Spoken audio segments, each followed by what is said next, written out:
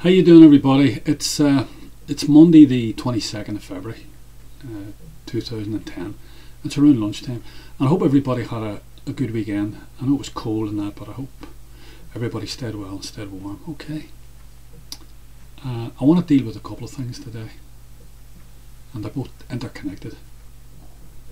One of them is like something you read about in the Da Vinci Code or something like that, but it relates to Ireland. And as I've often said, like, if you could think of the most bizarre thing in the world, the most bizarre set of happenings in the world, there's only one place that it could happen, and that's in Ireland. And anything can happen here. Anything can happen here after what's happened over the last couple of years. States can get away with anything. Governments can get away with anything. People can get away with anything.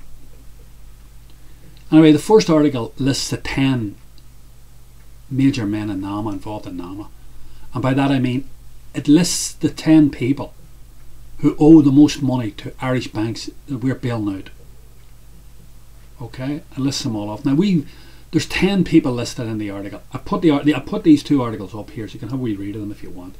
It's a good thing to have on file, the 10 most wanted, as it were. These are the 10 most indebted people.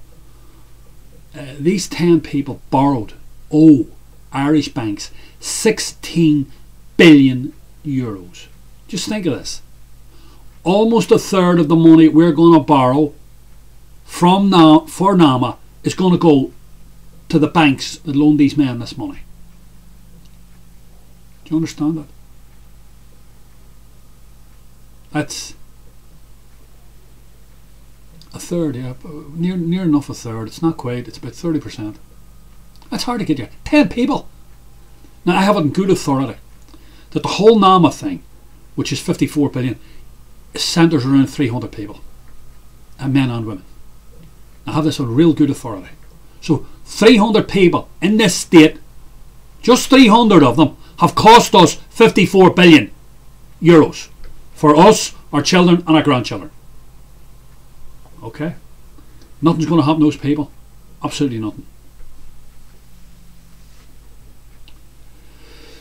Anyway, I want to move on then. I want to deal with the second, and as I say, these two sort of things overlap. And what I want you to do is I want you to go back to 2002. You have to go back to 2002. And what this article is about is this article. There's the article there. See it there? It tells you top developers donated huge sums to the Vatican. That's what it tells you. So that's these fellas out of NAMA and various other people. This is what happened. 2000. I got told about this a year and a half ago. I got told in confidence about a year and a half. When I say in confidence, the guy just told me, a friend of his is involved in Opus Dei, and the friend told him that the Opus Dei crowd in Ireland were about raising a huge sum of money to send back to the Vatican. And that they'd done it. They'd actually done it. It was already over and done with a year and a half ago, 2 years ago. It's finished and done with. They'd done it. And I said, that's all balls, because I would have heard that. I said, I have a couple of contacts inside the state and various. And I said, they would have told me. He said, I'm only telling you what's happened. They were instructed to get a load of money, and they've got the load of money, and it's gone to the Vatican. I said, what does the Vatican want the money for? The Vatican's coming down with money. What does the Vatican want the money for? Oh, it was some project or something. He said, I don't know what it was for. The Pope, some personal project to the Pope. And then it comes to pass. I had to ring the guy yesterday and apologise to him. I said, I'm sorry, I read that, and I had to go and get him a copy of the paper and read it out to him over the phone. He was laughing. He said, I told you. Anyway, basically what happened was you got to go back to 2002, and this is what happened. 2002. In 2002, the Pauline Chapel inside the Vatican needed restoration. So they started off the restoration of it. And like all civil engineering projects and various things, artistic projects, it started off with a costing of that size, and the costing grew to be that big. Okay?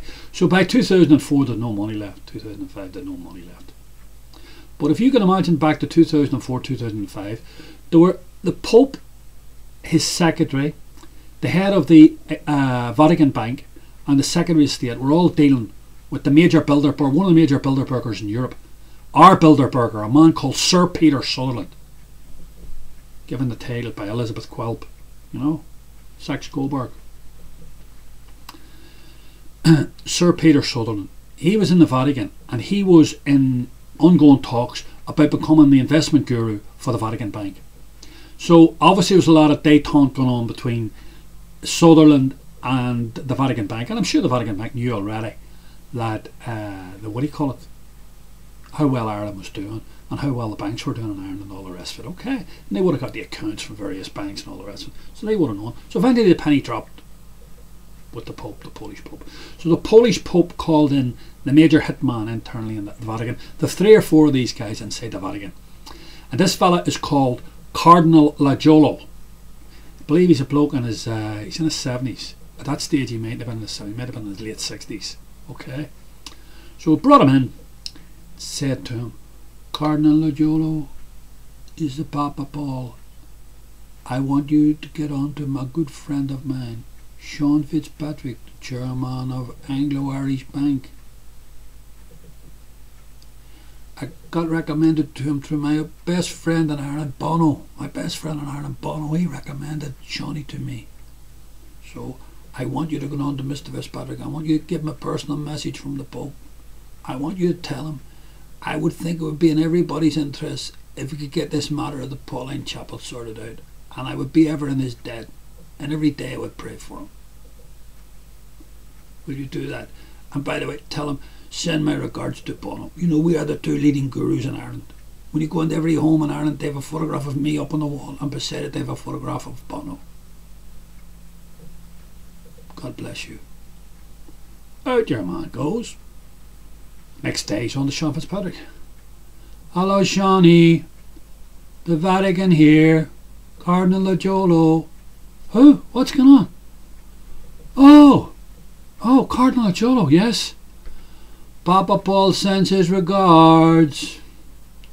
We need to raise 15 million, 20 million to finish off the Pauline Chapel. Any chance you could organise some spondulics for us?